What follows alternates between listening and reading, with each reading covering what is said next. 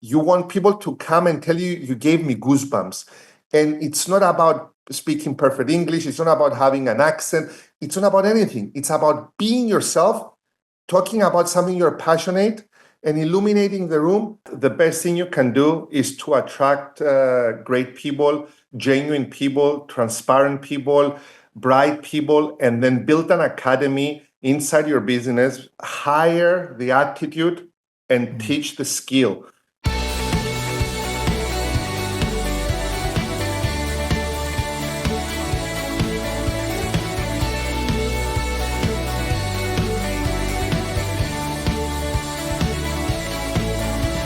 Hi, and welcome to Common Denominator, a podcast about growth, mindset, and entrepreneurship. I'm Moshe Popek, and today we talk with world-renowned business consultant Michael Virardi. Michael has delivered workshops, facilitation sessions, and keynotes to over 24 countries and has collaborated with some of the most prestigious organizations in the world, including Coca-Cola, Google, and Ericsson. He's trained over 50,000 people with the goal of helping companies and leaders build and nurture a winning culture. Hi, Michael, and welcome to Common Denominator. Thank you, Moshe. It's a pleasure and an honor being here with you. Thank you. And so I want to start about culture because it seems like such an abstract concept about company culture. What makes for a great culture in a company? That's a great question to start. Let's define culture in layman's terms. It's the way we do things around here. And the way people do things around here is something that cannot be easily copied. They can copy your prices, they can copy your strategy, they can even lure away your people, but they cannot copy your culture easily. So I believe what makes a good culture is if the management is leading by example, if they are living their values, and if they adhere to those values. I recently was in the United Kingdom, and somebody told me, but come on, Michael, values is just just written on a piece of paper. And I said, look, I'll ask you a question, guys. You don't need to answer the question, but just go ahead and think about it. And you can do the same, Moshe and everyone who's listening in. Would you ever rob a bank if no one would ever know? So this is two different set of values. You have to adhere to those values. You have to live with those values. And I believe companies that truly live and honor those values are the ones that will succeed and will build eventually, hopefully, a great culture. So how do you actually, let's say there isn't a good culture. Let's say there's division amongst different, team members. What's the actual process, step 1, 2, 3, of developing a culture and it being a good sticky culture that's actually going to produce great results? It depends on the size of the company, but let's say, as you said, you're starting now, for example. I think the best example of leading is leading by example, and everything starts with the owner. Let me give you one example. I'm a very small company here. I'm almost a one-man show with a lot of freelancers helping me out. So if you go onto my website and you contact me, you will see that I will respond back in the 777. Within 7 seconds, if I'm not doing anything, I will respond. 7 minutes, if I'm doing something, I want to finish it and respond back. Or within 7 hours, which is the duration of a workshop. That's my mentality. That's how I was brought up by my late father. He was always prompt. He said there is no 24-hour rule of answering back. I don't know who came up with it. Maybe it was during the pigeon times, he told me, but you shouldn't be like this. I mean, part of your team, Dave, for example, was very punctual, very prompt, answering immediately. This reflects good on you. So I've known your culture without knowing you. This is the first time we talk together. So your people represent you, and the way they represent you. Or another example that I can tell you now, there is a guy I know very well. I like the guy very much. I've sent him a message recently. I wanted something from him. He didn't answer back, and I've sent the message 3 times. Today, he contacted me. He says, Michael, I see you're looking for a personal assistant. I would love to work with you. Honestly, I don't want to work with him because he wasn't answering back. 3 times. You can miss a message once. So culture is those little things that the owners, the managers, the co-founders believe in and practice religiously. And as Stephen Bartlett says in his book, The Diary of a CEO, on page 299, if the culture is strong, the new people will become like the culture. But if the culture is weak, the culture will become like the new people. I'm not saying we should adopt and adapt to the new people and listen to their ideas, but let's have a strong culture that will influence positively anyone coming in. So how does someone, mid-sized company and they're growing, how do they attract top talent?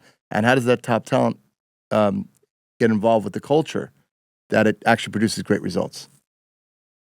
I would say that the best thing you can do is to attract great people, genuine people, transparent people, bright people, and then build an academy inside your business. Because I've done my research, I've seen that you're doing fantastically well together with your wife. You have invested in real estate across the US, and not only that. And I believe that you should build an academy. So hire the attitude and teach the skill.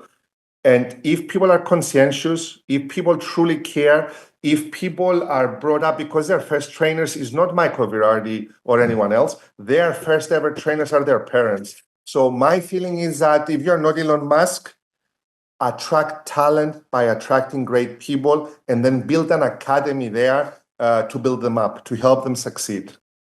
When you say an academy, what does that look like? In other words, training every week, every month, and what does that actually look like? I will give you one example, a bright example from a very small company in my country, Cyprus. And it's an example that I've lived through it all because I was the one behind it. When I first came to our family business here in the offices that I'm located now, Virardi Enterprises Limited, that deals with catering equipment and tabletop supplies. We supply the HoReCa industry, hotels, restaurants, and catering institutions.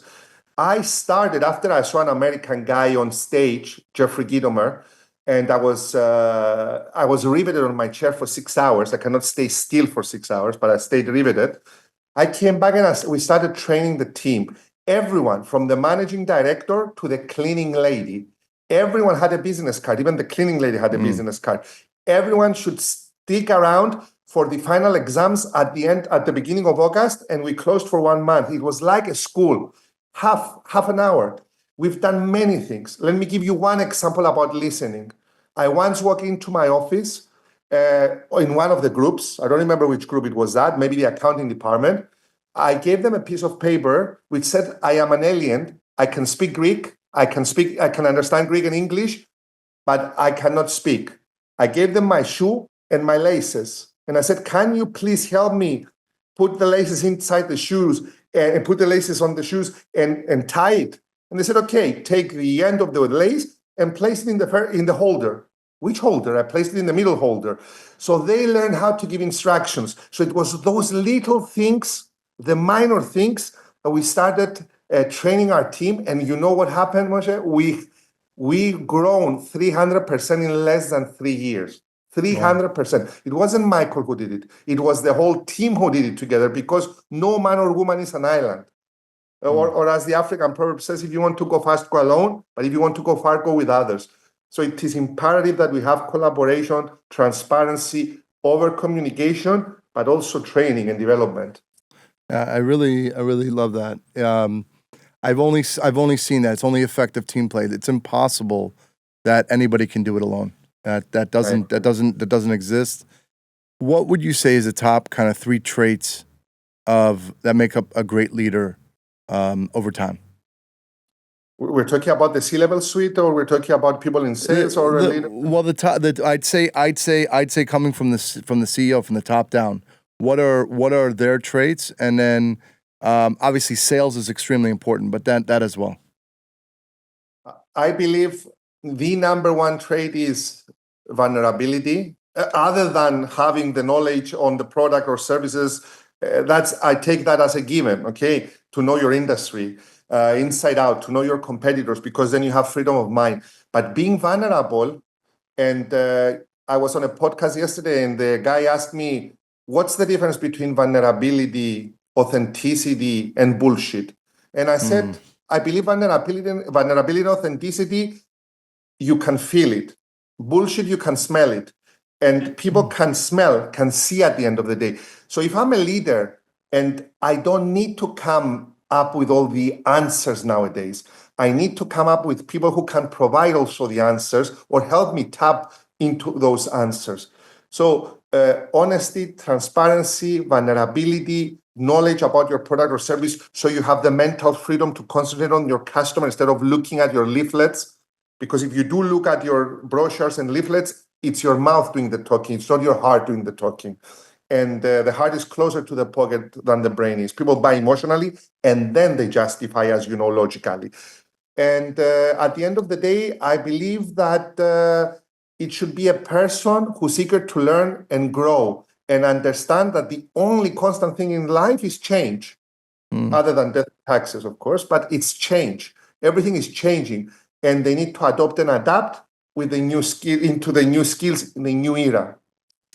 Can someone who wants to lead an organization and they don't really know how to be vulnerable? Because I think, right, there's many books. I'm part of business networks, and we talk a lot about that. We talk a lot about vulnerability, but true vulnerability, there's a lot of fear in that. There's a lot of fear because we think that someone's going to come. We've had bad experiences.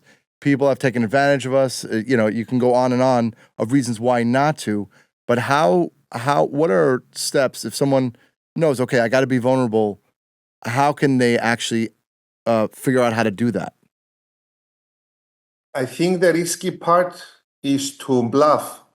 The risky part, and which you have to have a great memory, is to bluff and not be yourself. Because at the end of the day, even if we live our whole lives, we might be on this earth for 80, 90 years, it's just a blip.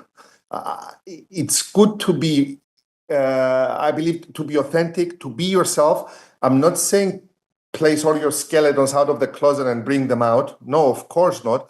But if you don't know something, admit it. I mean, I walk into conference rooms and they tell me, Michael, can you deliver this? And I even command my pricing. They're even willing to pay. I said, I don't command this. I mean, why should I fake it until I make it? No, I shouldn't fake it. That's my personal opinion. And vulnerability is about admitting what you know, what you don't know, or what you are willing to, at the end of the day, that you're willing to move out of your comfort zone and learn. And up to now, I've seen that it works, especially and also on stages. Many of the people that I mentor one-on-one, executives, and they bring their keynotes here. If you see the keynote, the structure that they bring me here, honestly, I'll tell them at the end of your keynote, people will applaud you, especially if you are rich and if you have a huge company. They will applaud you, but they won't mean it. You want people to come and tell you, you gave me goosebumps. And it's not about speaking perfect English. It's not about having an accent. It's not about anything. It's about being yourself, talking about something you're passionate, and illuminating the room, and also bringing that vulnerability in. But don't fake it or don't overdo it. That's my feeling. By the way, I was thinking you mentioned passion. I was talking yesterday on a podcast. We were talking about passion. The reason why I think when you're in business, why passion is so important, because of what you said, but also when things get really, really tough, the passion is the thing that helps you keep going. It's like, the odds are completely against me, but I see it. I see the vision. I'm passionate about it. If it's just something you're just making money and it's no big deal, it won't last. So be aligned. I tell my kids, I tell people, just be aligned. Have every day. Yeah, and how do you know you have passion? If every day you wake up, you're excited. You're like, wow, I'm going to kill this day. I'm going to do this, right? That's always what I kind of think about passion. Moshe, you're so spot on. And I think that's what keeps also loving families going and affairs. Mm-hmm. For example, I tune into some of your previous episodes, and one thing that was coming up, it was about your wife, Yafa, if I'm not mistaken. Yeah. Every 3 minutes you mentioned your wife. I mean, this is something honorable. I think this is something rare, and passion shouldn't be only in business. It should be across all our personal and professional lives.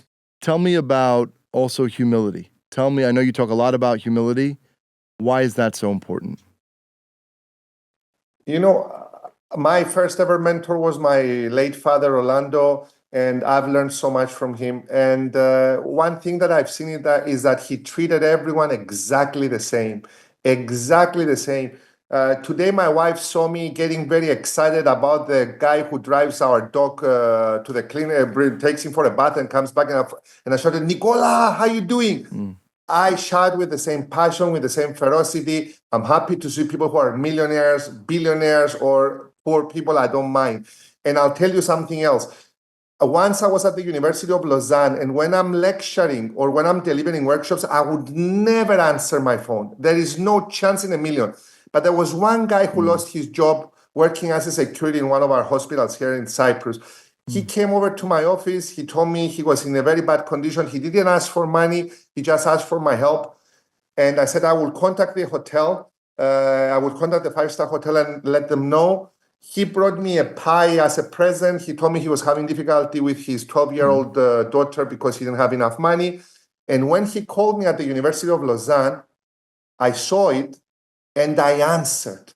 I answered because I didn't want him to lose hope. If it was anyone else, I wouldn't have answered because I need to respect my class. I need to respect my audience.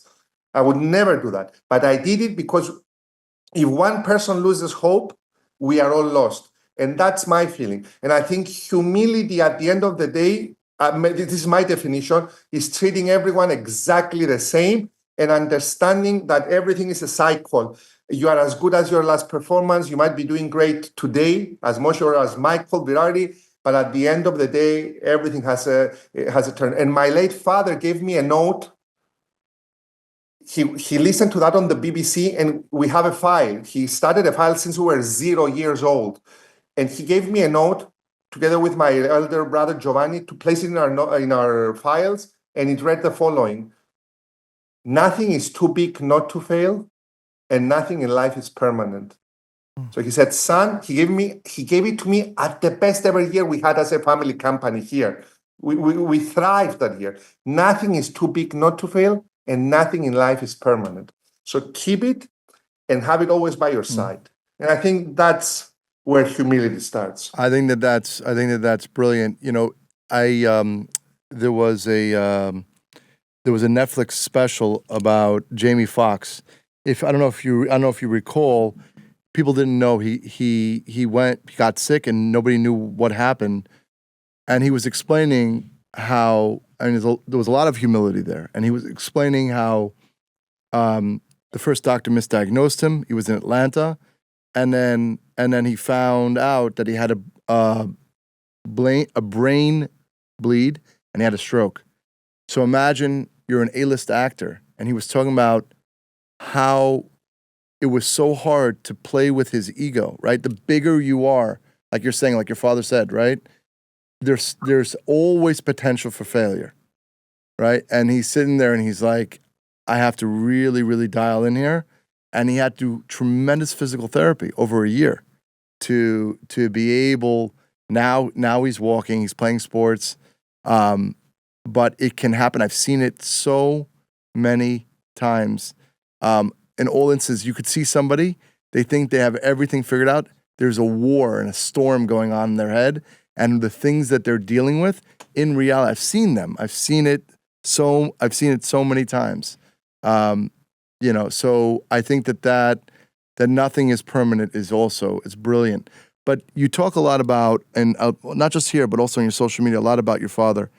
What sticks out the most about him? What was that, going back to your childhood?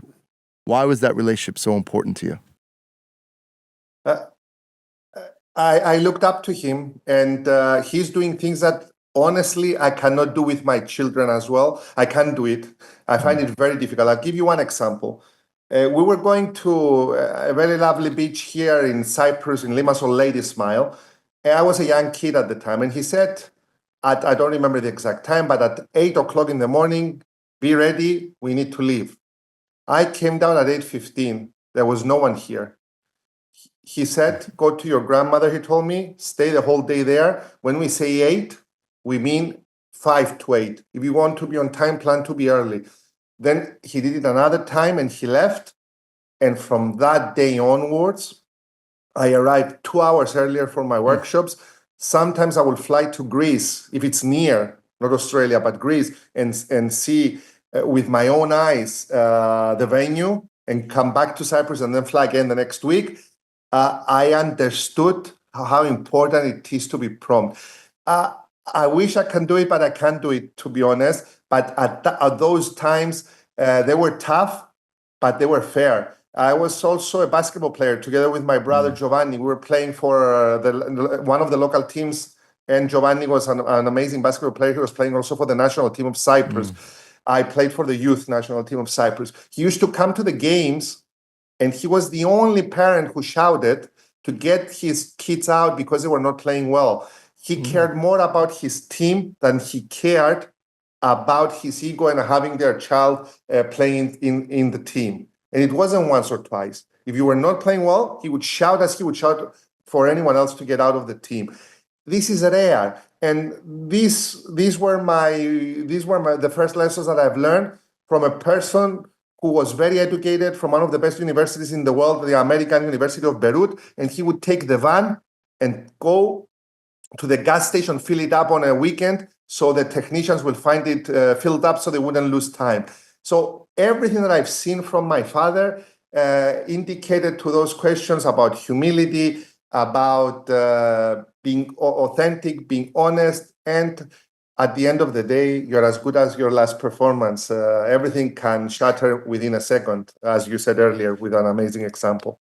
I think that that the fact that nowadays, especially in America, as parents, and I know I've been parenting now almost over 18 years, and it's a journey. It's definitely a journey, but I love the hard lessons. But what's the root of that? It comes from a place of love, and so you're giving that.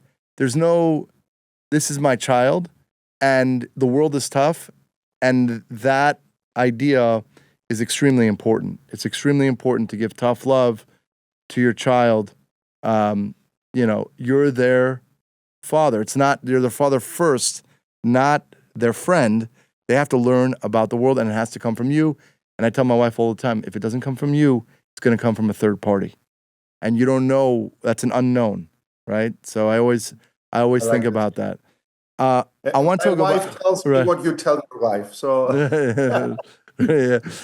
So tell me about, because I love this that you had in your family business called the mistake of the month. I love that practice, learning from mistakes. Tell me about that. Right. I believe if you turn anything into gamification, people learn much easier. At the time, it was just a hunch, a feeling. I wasn't even an experienced trainer.